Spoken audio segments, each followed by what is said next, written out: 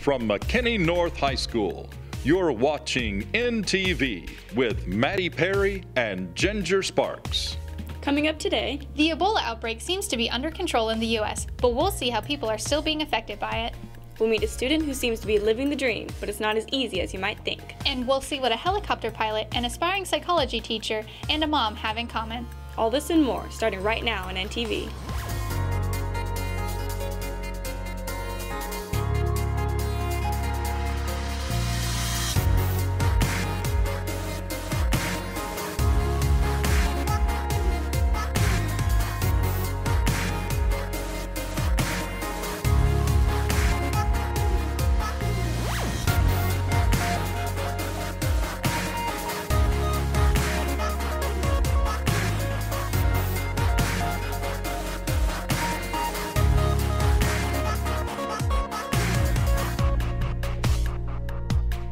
Good morning, McKinney North High School. I'm Ginger Sparks. And I'm Maddie Perry. The Ebola outbreak has stirred up a lot of controversy about healthcare workers in the U.S. Juliana Esparza talked to some of North's medical staff, as well as some students who plan to enter the medical field, to find out how they feel about the risks of their career. The 2 Dallas nurses who were infected with Ebola have been cured of the virus. CNA Director Miss Basinger explains that nurses are frequently exposed to various diseases while on the job. Pretty much every day that you go to work as a nurse, you're exposed to an illness, MRSA, staph, oh my gosh, C. diff, all kinds of diseases and stuff that are AIDS. I mean, I've taken care of patients that's had AIDS before. Nurses are trained to handle even the most infectious diseases that they come in contact with. Ms. Basinger explains the steps nurses take to protect themselves and others. There's certain precautions the staff members are educated about, how using your PPE equipment, personal protective equipment, that you put on, like your gown and your mask and stuff like that to protect yourself. With many risks on the job, CNA student Shelby Jones says that these risks have not deterred her from wanting to work in the medical field.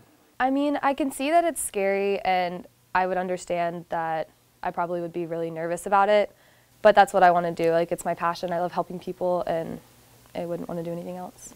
The spread of the virus within the United States seems to be contained, so the CDC has issued new guidelines for healthcare workers returning from West Africa.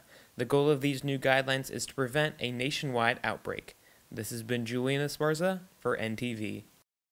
Moving to a new country with your family would be hard enough by itself, but imagine moving to a new country alone with no knowledge of the native language. That is exactly what senior Ismael Garcia did when he moved from his native country of El Salvador. Moving to a new country is a very hard and big decision to make, one that you would think takes a lot of time to think about. But for Ismael, the choice was clear and made fast. I decided like 1 month before I came to the U.S. Making the choice to move was easy, but living by himself has been difficult. You make a decision and you're not gonna know if that is right or not. Few parents would be thrilled with the idea of their son moving on his own, and Ismael's parents were no different. They wasn't agree, but they told me that I can decide what do I want for my future. Many people would find it hard to leave their country behind, but Ismael didn't have that problem. I wasn't really close to them because like everybody in my family is doing their business. Ismael came to the U.S. in search of a better future for himself, yet his life in El Salvador wasn't terrible. It was amazing because I had a lot of friends and we went out like every day.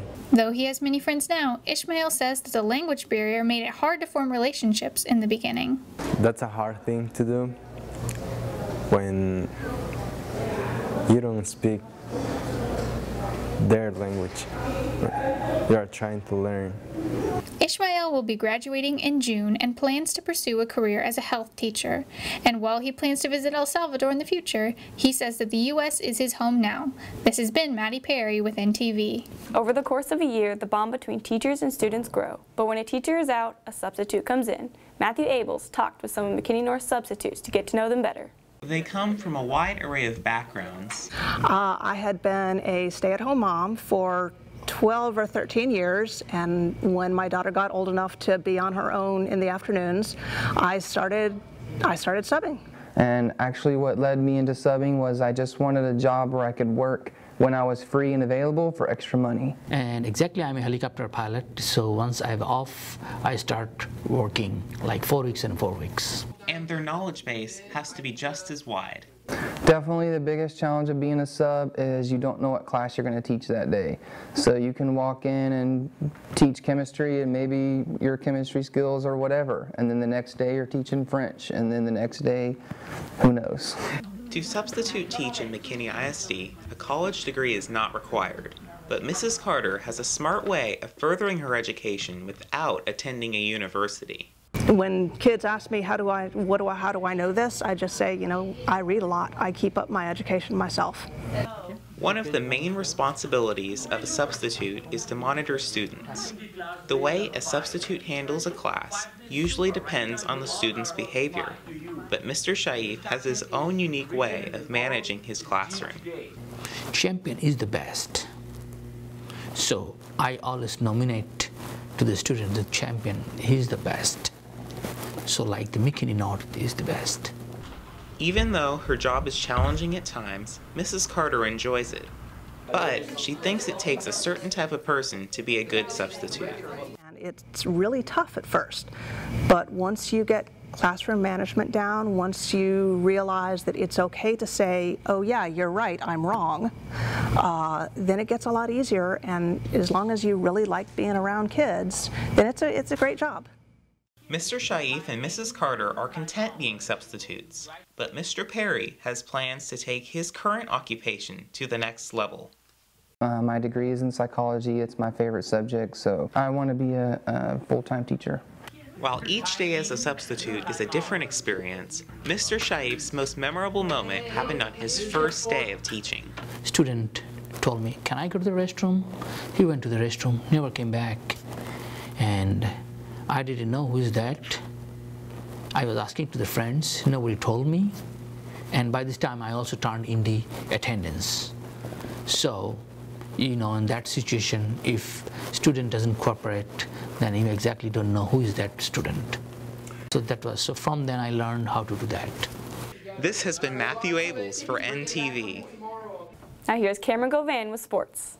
Thanks, Ginger. With some teams fighting for a playoff spot and with others already there, let's take a look at how our sports teams are doing so far. Our football team is coming off another victory from last week. They defeated the Denison Yellow Jackets 38-29, bringing their district record to 4-1. The Bulldogs hope to continue their winning streak tonight as they take on the Sherman Bearcats, who are 1-3 in district play. The Lady Bulldogs volleyball team wrapped up a disappointing season with a loss against the Prosper Eagles on Tuesday night. That brought their district record to 1-6. Junior volleyball player Darby McClay says that while losing was tough on the team, they're already looking at how they can improve next year. Well, I think our district was really competitive this year, and so I think next year we'll kind of know what to expect. And also we're going to have a lot of consistent players coming up from JV, so we'll have that to look forward to also. The tennis team and cross country team have reached the regional stage for their seasons. The tennis team is ranked number 3 in the state, and they're fighting it out right now at the regional tournament. Junior Roman Loper says that their intense training schedule has prepared them for the meet. Basically every day of practice is running. We'll do, because our race is 5K, 3.1 miles, so we'll do 1,000-meter sprints. We'll do a day that we run like 7 miles. That's all for sports. Now back to you. Thanks, Cameron. Every year, McKinney North Theater puts on an elaborate haunted house that attracts thousands of fear-hungry visitors. NTV reporters Julian Esparza and Taylor Phillips went to check out this year's haunted house. All right, let's head in. Okay, I'm mentally not prepared. Okay, so really there's a video playing. I'm not sure. Okay.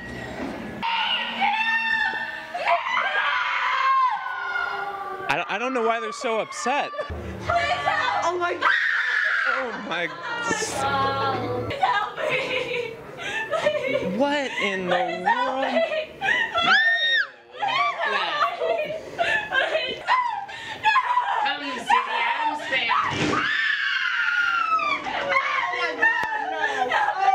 I trust you. I'm gonna come with you. Oh my God, what are you screaming at? Okay, that wasn't that bad. Here, why did I volunteer? Oh my God. I'm not volunteering. The worst part about this is that it's heavy metal music. I love you too. Follow me on Twitter. Okay. Oh my gosh. Why? My heart is beating so fast and I'm sweating. I'm sweating too. Like, this is ridiculous. Oh my gosh. I don't know what's this. I don't know. As you can see, Taylor and I made it through this year's haunted house. We had a ton of fun, and we're sure the theater department did as well. They only spent about $200 creating this year's haunted house, and they ended up making a profit of about $10,000. If you would like to see their next performance, they will be performing The Addams Family, which will be in mid-November. I'm Julian Esparza for NTV. That's all we have for you today. For more news and sports information, follow us on Twitter at MNHSNTV. Thanks for watching. And have a great weekend, Bulldogs.